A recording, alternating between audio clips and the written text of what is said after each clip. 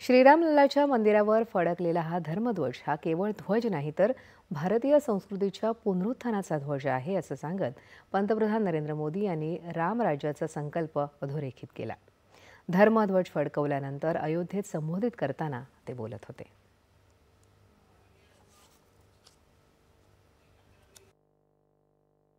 संपूर्ण भारत आणि जग राममय झाला आहे. अनेक वर्षांचे घाव भरतायत, वेदना शमत आहे आणि अनेक स्वप्नांची पूर्ती आणि संकल्पसिद्धी होत आहे असं सांगत ही शतकानुशतकांच्या यज्ञाची पूर्णाहुती असल्याचं पंतप्रधान यावेळी म्हणाले. हा धर्मध्वज रामराज्याचं प्रतीक आणि संकल्प असून येत्या काळात आणि सहस्त्र शताब्दीपर्यंत हा ध्वज प्रभू रामांच्या आदर्शांचा आणि तत्वांचा जयघोष करेल, उद्घोष करेल, सत्यमेव जयतेचा आवाज होईल. प्रभू श्रीरामांची प्रेरणा मानवजातीपर्यंत पोहोचवेल, तसंच कर्म, कर्तव्य आणि संकल्पांची आठवण करून देईल असं मोदी म्हणाले. ये धर्मध्वजा केवल एक ध्वजा नहीं, ये भारतीय सभ्यता के पुनर्जागरण का ध्वज है. इसका भगवा रंग, इस पर रचित सूर्यवंश की ख्याति, वर्णित ओम शब्द और अंकित कोविदार वृक्ष राम राज्य की कीर्ति को प्रतिरूपित करता है. ये ध्वज संकल्प है, ये ध्वज सफलता है, ये ध्वज संघर्ष से सृजन की गाथा है, ये ध्वज सदियों से चले आ रहे स्वप्नों का साकार स्वरूप है.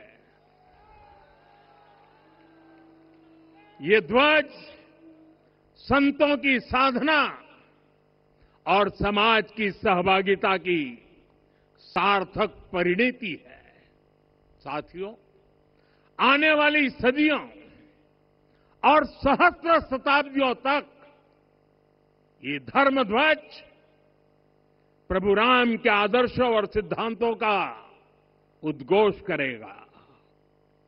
ये धर्मध्वज आह्वान करेगा सत्यमेव जयते नानृतम, यानी जीत सत्य की ही होती है, असत्य की नहीं. आपला राम भावनांशी जोडला आहे, मतभेदांशी नाही असं सांगत राम म्हणजे आदर्श आणि मर्यादा, राम म्हणजे सर्वोच्च जीवन चरित्र, धर्मपथावर चालणारं व्यक्तिमत्व आणि जनतेच्या सुखांना सर्वोपरी ठेवणं म्हणजे राम आहे. विवेक आणि ज्ञानाची पराकाष्ठा असणाऱ्या आपल्या आतला राम जागृत करायला हवा असं ते म्हणाले. हम एक जीवंत समाज है, हमें दूरदृष्टि के साथ ही काम करना होगा. हमें आने वाले दशकों, आने वाली सदियों को ध्यान में रखना ही होगा. और साथियों, इसके लिए भी हमें प्रभु राम से सीखना होगा. राम यानी आदर्श, राम यानी मर्यादा, राम यानी जीवन का सर्वोच्च चरित्र, राम यानी सत्य और पराक्रम का संगम, धर्म पथ पर चलने वाला व्यक्तित्व, राम यानी जनता के सुख को सर्वोपरि रखना, राम यानी धर्म और क्षमा का दरिया, राम यानी ज्ञान और विवेक की पराकाष्ठा, राम यानी कोमलता में दृढ़ता, राम यानी कृतज्ञता का सर्वोच्च उदाहरण. आपल्या देशाला पुढे जायचं असेल तर आपल्या संचिताचा अभिमान बाळगावा लागेल. अयोध्या ही अशी भूमी आहे जिथं आदर्श आचरणात रूपांतरित होतात.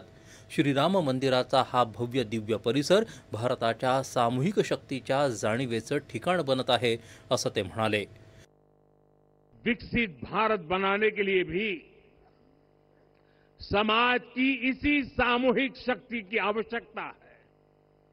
मुझे बहुत खुशी है कि राम मंदिर का दिव्य प्रांगण भारत के सामूहिक सामर्थ्य की भी चेतना स्थली बन रहा है। ये मंदिर हमारी आस्था के साथ साथ मित्रता, कर्तव्य और सामाजिक सद्भाव के मूल्यों को भी शक्ति देते हैं।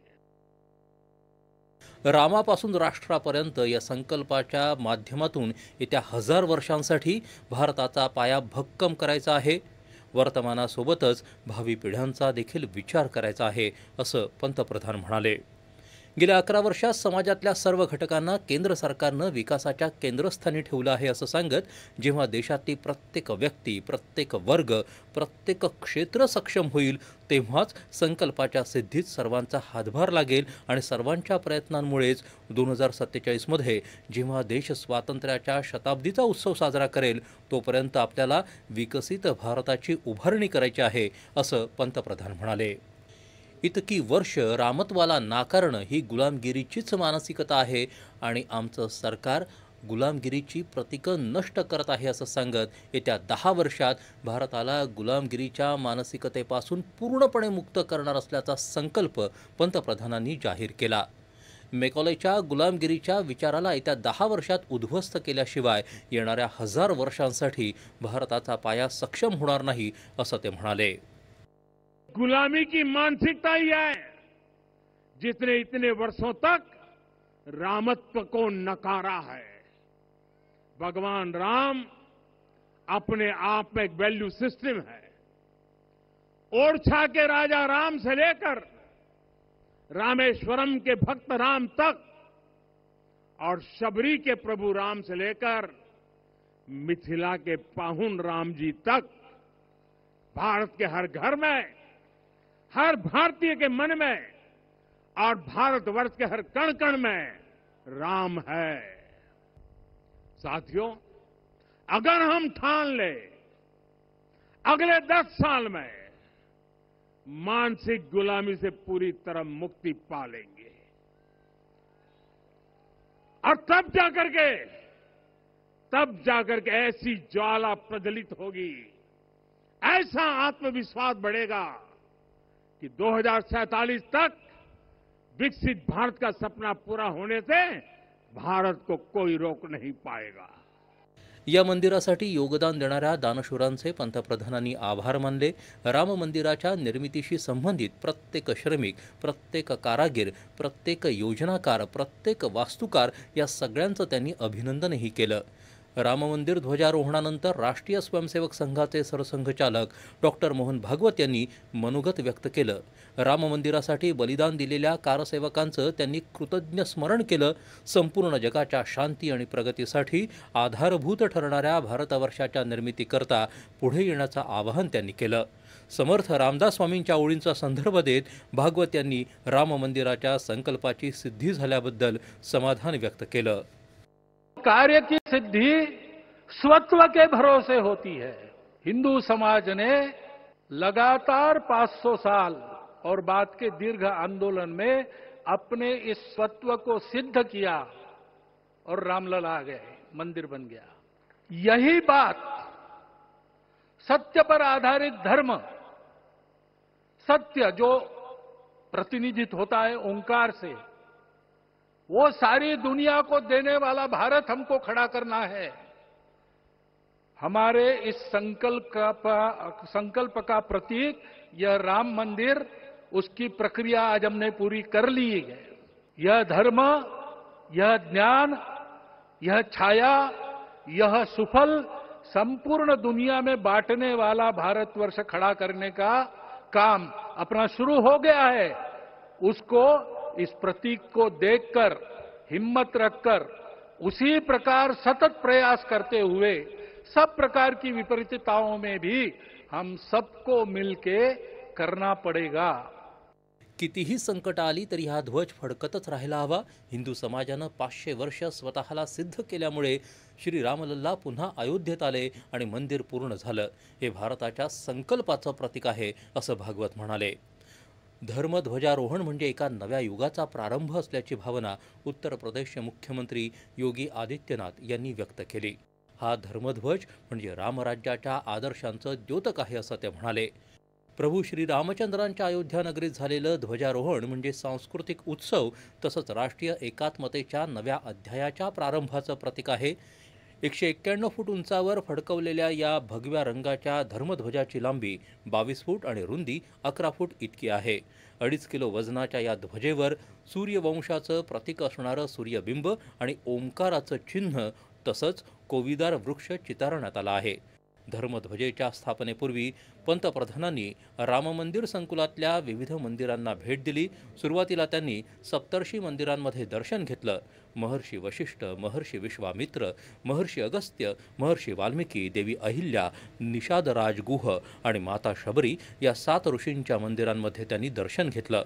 प्रभू रामचंद्रांचे बंधू लक्ष्मण यांना समर्पित शेषावतार मंदिरात जाऊनही पंतप्रधानांनी दर्शन घेतलं. तसंच माता अन्नपूर्णा मंदिरालाही भेट देऊन दर्शन घेतलं. त्यानंतर श्रीराम दरबाराच्या गर्भगृहात त्यांनी पूजा केली आणि रामलल्लांचं दर्शन घेतलं.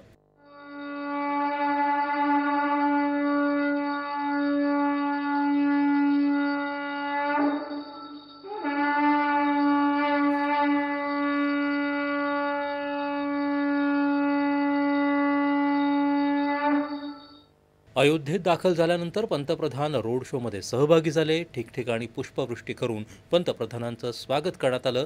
त्यांनी जनतेच्या अभिवादनाचा स्वीकार केला.